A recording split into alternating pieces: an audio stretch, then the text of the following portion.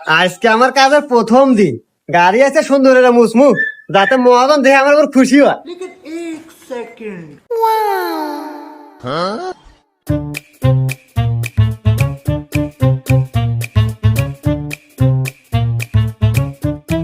Hello.